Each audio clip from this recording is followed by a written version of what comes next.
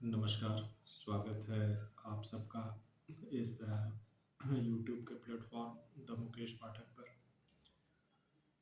देखिए, पिछले वीडियो में हम लोगों ने चर्चा करी थी गीता जी के प्रथम अध्याय श्लोक संख्या 3 के बारे में, जिसमें बात हुई थी कि दुर्योधन जाते हैं द्रोणाचार्य के पास और राजा द्रुपद और इस उनके पुत्र धृष्टद्युम्न के बारे में उनको याद दिलाते हैं। तो उसके पीछे एक कहानी थी, तो मैंने कहा था कि इसकी चर्चा हम लोग डिटेल में करेंगे। तो आज मुझे लगता है कि उसकी चर्चा पहले हम लोगों को करनी चाहिए इस कहानी के बारे में। देखिए, श्रीमद् भगवद गीता की एक बहुत बड़ी मैं विशेषता मानता हूँ कि इसका जो हर श्लोक है, इसके साथ कहीं न कहीं कोई ना कोई दृष्टांत या कथानक जुड़ा हुआ है। तो अगर आप इसको वन बाय वन ऐसे ही पढ़ते चले जाओ, तो हो सकता है आपको थोड़ी-सी कठिनाई हो, लेकिन इसके साथ जुड़ी हुई बातों को अगर समझते हुए हम लोग चलेंगे, तो मेरी समझ में हम इन श्लोकों को बेहतर ढंग ढंग से समझ सकते हैं। तो देखिए, एक चीज़ तो क्लियर है कि महाराज ध्रुपद और आचार्य द्रोण दोनों अपने युग के महानतम व्यक्तियों में से एक थे।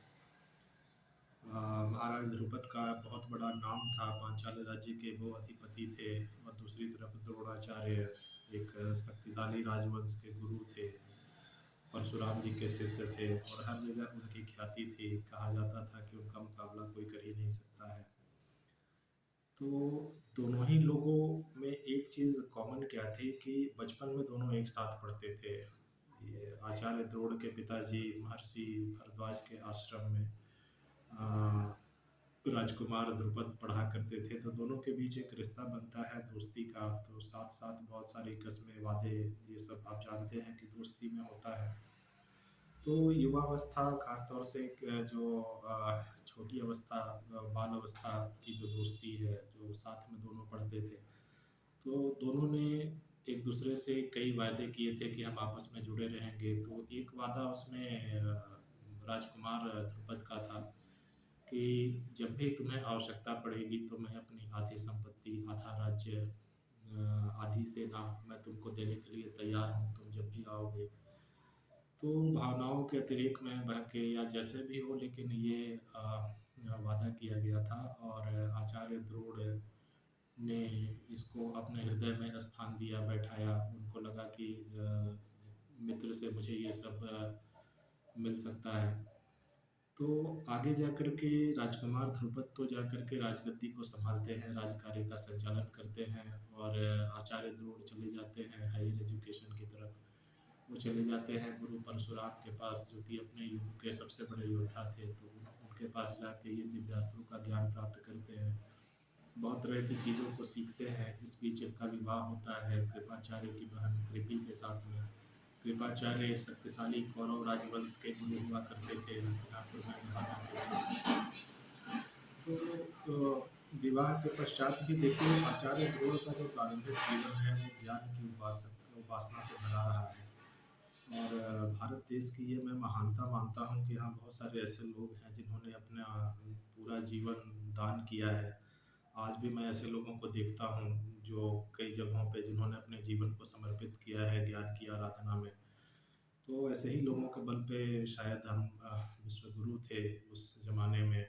और लेकिन इसका एक पहलू और है कि अगर कोई व्यक्ति रात-दिन ज्ञान की ही उपासना में लीन है, तो प उसके पारिवारिक जीवन पे तो प्रभाव पड़ेगा ही। तो आचार्य द्रोण के यहाँ भी बहुत बड़े अभाव की स्थिति थी। सुनने में विडंबना लगती है, लेकिन उतने बड़े विश्वविख्यात आचार्य के घर पे दूध नहीं हुआ करता था। तो उनके पुत्र अश्वत्थामा हैं, जो कि आगे जाके बहुत बड़े महारथी बने हैं। तो उनको उनकी माता आटे का घोल बना कर के उनको पिलाती थी कि यही दूध है। लेकिन ऐसा दृष्टांत आता है कि एक दिन वो कहीं आयोजन में गए थे, तो वहाँ खीर खाने को मिली। तो खीर खा के उस दिन पता चला कि दूध का वास्तविक स्वाद क्या होता है। साथियों ने भी चिढ़ाया कि माँ तुम्हें बस आटे का घोल ही पिलाती है, तुम्हारे यहाँ तो कुछ है ही नहीं। तो बालक के अंतर्मन को एक चोट लगती है, तो वो आता है अपनी माता से कहता है। तो माता के धैर्य का बांध टूट गया यहाँ पे। उन्होंने कहा आचार्य द्रोण से कि आप विश्वविख्यात व्यक्ति हैं और आपका बच्चा अगर इस हालत में रहे तो ये उचित बात नहीं है। द्रोण भी अपने बच्चे से बहुत ज़्यादा प्यार करते थे, तो वो जाते हैं महाराज ध्रुपद के पास में, और वहाँ पर घटनाएँ कुछ ऐसी घट जाती हैं कि उन्हें अपमान झेलना पड़ता है।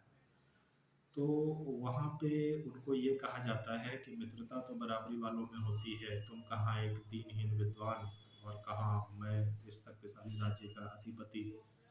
तो तुम मुझसे भीख तो माँग सकते हो, लेकिन मुझसे तुम राज्य वगैरह की बात नहीं कर सकते हो। तो द्रोण के दिल को ये बात बिल्कुल उनके हृदय में जा कर के बैठ जाती है, क्योंकि समाज ये नहीं समझ रहा था कि इन्होंने इनके अंदर कितनी क्षमताएँ हैं। तो वहाँ पे अपमान झेल कर के वो चले जाते हैं हस्तिनापुर, और वहाँ जा कर के घटनाओं का क्रम कुछ ऐसा बनता है कि वो उस शक्तिशाली राज्य के वो राजगुरु हो जाते हैं। कौरव और पांडवों को एजुकेशन देते हैं, हर चीज़ सिखाते हैं। एक बहुत बड़ा विश्वविद्यालय महाराज धृतराष्ट्र उनको बनवा के देते हैं कि आप इसको सँभालिए। तो ये सारी चीज़ें होती हैं, लेकिन कहा जाता है कि ज़बान के घाव कभी भरते नहीं, तलवार के तो भर जाते हैं। तो वहाँ पर जब एजुकेशन कंप्लीट हो गई तो गुरु दक्षिणा का सिस्टम था। प्राचीन भारत में जो प्रणाली थी कि एजुकेशन में भेदभाव नहीं किया जाता था। जब एजुकेशन पूरी हो जाती थी तो एक माँगा जाता था कि अब जो अपने गुरु को दे सकते हैं, आप वो प्रदान करें गुरु दक्षिणा के तौर पे।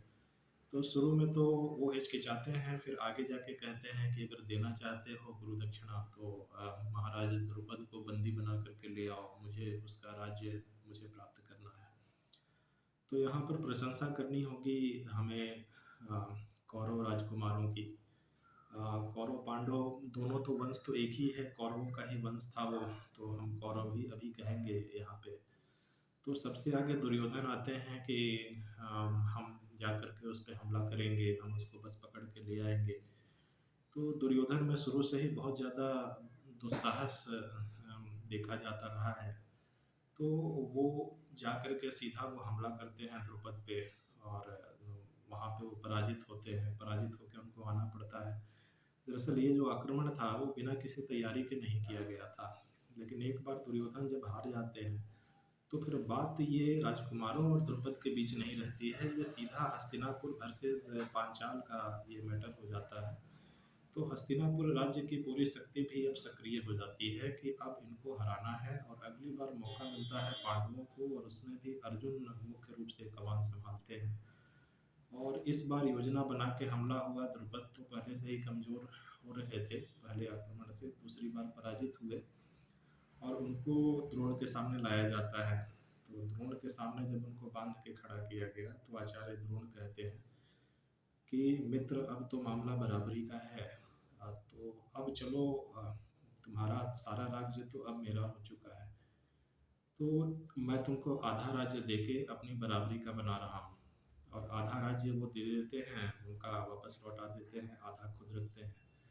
और इस तरह से ये मैटर यहाँ पे टेम्पररी तौर पे, तात्कालिक तौर पे ये क्लोज होता है। देखा जाए तो आचार्य द्रोण की जो व्यक्तिगत जो ये दुश्मनी थी, इसका लाभ हस्तिनापुर राज्य को हुआ कि आधा राज्य उनको मिल गया पांचाल जैसे क्षेत्र का। तो यहाँ पे अ, जो महाराज ध्रुपद हैं उनके मन में एक बहुत गहरी दुश्मनी की भावना आ जाती है, और उसके बाद वो क्या करते हैं कि वो अलग-अलग विद्वानों से मिलना शुरू कर देते हैं कि आचार्य द्रोण को कैसे मारा जाए, जो कि हस्तिनापुर जैसे शक्तिशाली राज्य के संरक्षण में जो रहते हैं और जिनके शिष्य इतने पराक्रमी हैं। तो वो उपयाज नाम के एक ऋषि की बहुत दिन सेवा करते हैं, तो उनके बड़े भाई थे ऋषि याज, तो वहाँ पे उनको भेजा जाता है उपयाज के द्वारा। तो ऋषि याज ने बहुत बड़ा एक यज्ञ करवाया उनसे, और उससे निकलते हैं धृष्टद्युम्न। धृष्टद्युम्न की उत्पत्ति होती है। धृष्ट का मतलब होता है बदमाश कह लीजिए, चंचल कह लीजिए, खुराफाती, और द्युम्न का मतलब होता है जो बड़े असहिष्णु स्वभाव का हो, मतलब जो किसी चीज़ को बर्दाश्त न करे और वो पलट करके जवाब देने में समर्थ हो, तो धृष्टद्युम्न उसे कहा जाता है। और एक कन्या भी उत्पन्न होती है, तो उसका नाम याज्ञसेनी और कृष्णा रखा जाता है, जो आगे जाके द्रौपदी के नाम से विश्वविख्यात होती है।